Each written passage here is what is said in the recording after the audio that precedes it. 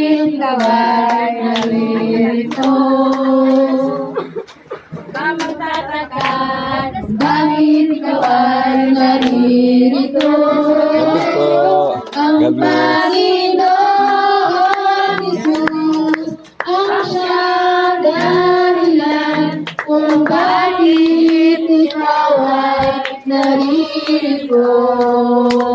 Ang Panginoon Jesus ang siyang dahilan kung bakit ikaw ay naririto.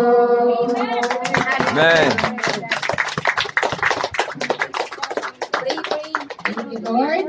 Hingi ko po ang ating pastor na ipag-pray po ang ating mga visitor. Amen. Tayo po ay mananalangin. Ito sa atin ang ating pumakamay. Dakilang Diyos, marami pong salamat. Piliin ka, Panginoon. Praise you. Na tinako mo ang aming pong mga kapatid ngayon, Panginoon, namin Yes. mga panauhin.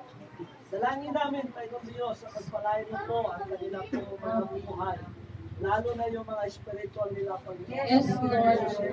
Kaya po, pag-abot mo po sa bawat isa po sa aming Panginoon. Sambahin ka, kulihin ka, sa lahat ng mga papuri at pagsamba sa pangalan mo lamang, Panginoong Jesus. Amen. Amen. Amen. Amen. Welcome sa ating visitor. Thank you po. Mga kapatid, nadapo na po tayo sa ating divine service. Ay na niya po lahat mag-focus. Ang langit po natin ang salita ng ating Panginoon. Ang kabutihan niya po at ipapahayag niya po sa atin sa pamamagitan po ng ating dating pastor, Pastor Marlon Reyes.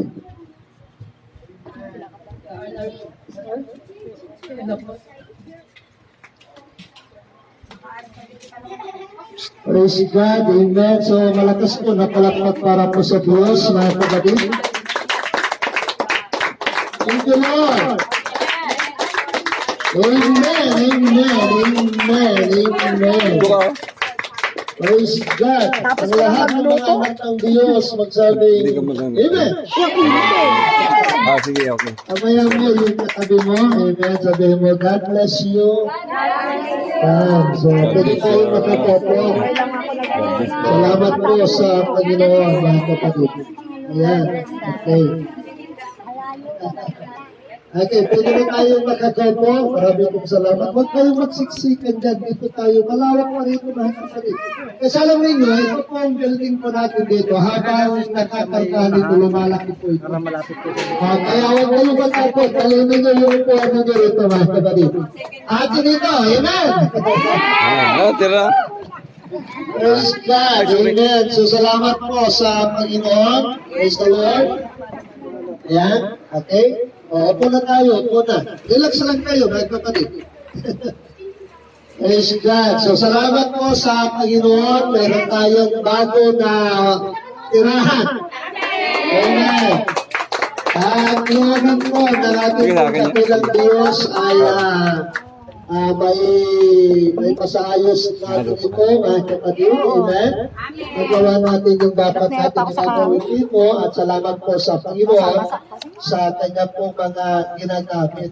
At salamat po na, lalo na yung nagmamayari po rito, mga kapatid. Ipinakaabot po natin yung ating pong pasasalamat po sa kanya, amen, sa kanilang pamilya, dahil sa kanila pong kabutihan ay nagkarating tayo rito. Praise God. Amen. So, pwede bang palakpakan natin ang Panginoon ng buhay ko? Amen. Amen. Amen, amen. So, salamat din sa mga nanay na mga superhero na kapatid. Palakpakan natin ang Diyos. Ayan. Sila yung nagpagagawa. Bakit po nagkaganito yung karunupahan natin? Okay, so ang ganda na, nung nakarang linggo, nandito tayo sa taas, pero ngayon, nandito na tayo sa baba. Ewan ko sa susunod na linggo, baka, may third floor na to. Praise the Lord, amen. So, salamat po na, maganda po yung concept ko ng ating po, ng ating po mga kulay ng kortina. Okay, ito po mga kapatid, ang tawag ko po rito ay United Color of Editor. Pinagsama-sama lahat po ng mga kulay. Ayan. Kung mayroon pa kayong mga extra mga kortina dyan na hindi po ginagamit, pwede po nadalihin po rin. Praise God, amen. So masaya tayo mga kapatid, amen. Amen. This is your church, mga kapatid. This is our church. Amen. Praise God, praise God. Amen. Salamat din po kay Brother Rene. Pwede bang palakpakan natin si Brother Rene? Amen. Soon to be. Ha? Praise the Lord. Amen. Ayaw Ito rin yung dahilan bakit meron tayong mga hagdan. Okay, so salamat po sa Diyos. Ingat-ingat lang mga kapatid kasi pagka nasira ninyo yan, malaki ang babayaran ninyo sa amin. Okay, kaya hindi pa masyadong matibay, kaya pag-ingat lang. Amen. At siguro by this coming Sunday ay maayos na po yan, kapatid. Ay yung gilid po natin ay maayos na rin, amen, tatanggalin natin. Kasi alam nyo, yung yero yata, yung masyadong papainit. May mga stock pa naman tayo ng kawayan, pwede ilagay po yung kawayan. At syempre, mga kapatid, ang pahala po dyan ay si Brother Rene. Praise God. Salamat po sa Panginoon. Amen. Masaya ba tayo, mga kapatid? Amen. Kanina habang pinapatikot ko po yung Sunday school, parang bugbog sarado si Satanas.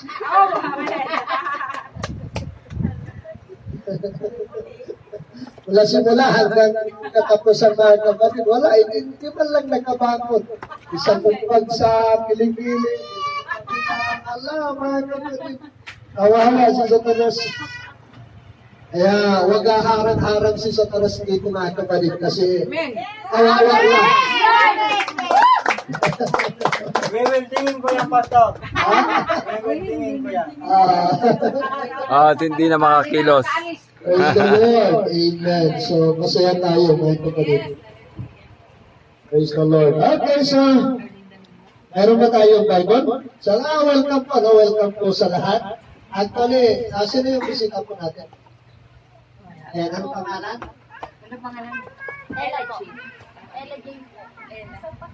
Ella Jane. Jam na lang, jam. Jam. Okay, Jam. Ella Tapos Jam. yung isa daw. Atin lang. Na-inform ba ninyo siya, naaawit din siya? Joke lang. Anong pangalan? Kasi si Jezabel po. Jezabel po. Okay, so Jezebel. Jezebel at saka si Jam. So welcome po sa gawain na natin kayo.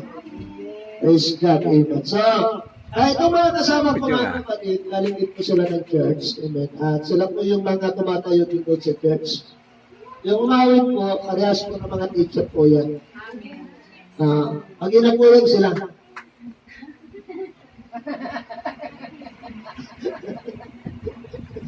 Pumili na lang kayo kung sinong nanay sa kanila.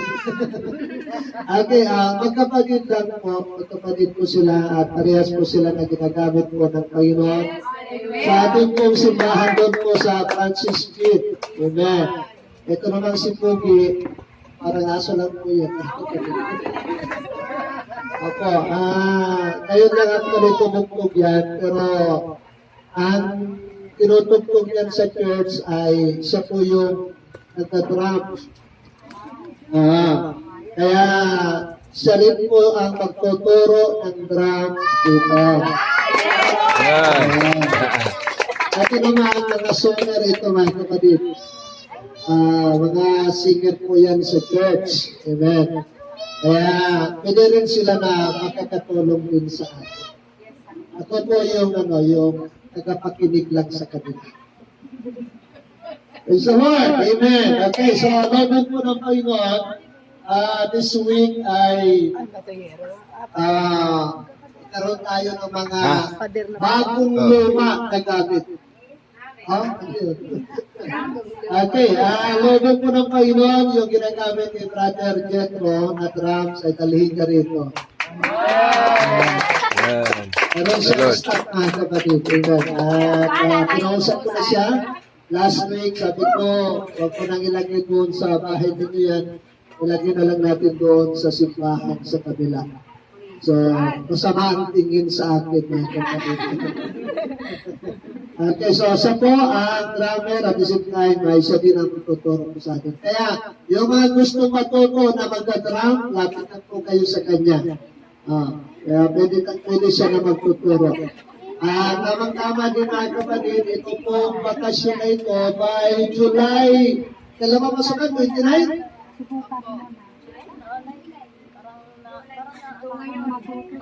July.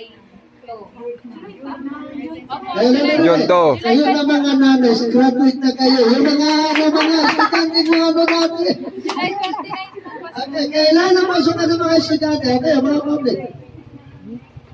Ang alam ko, July mga kapatid ay mag-start po ang klase.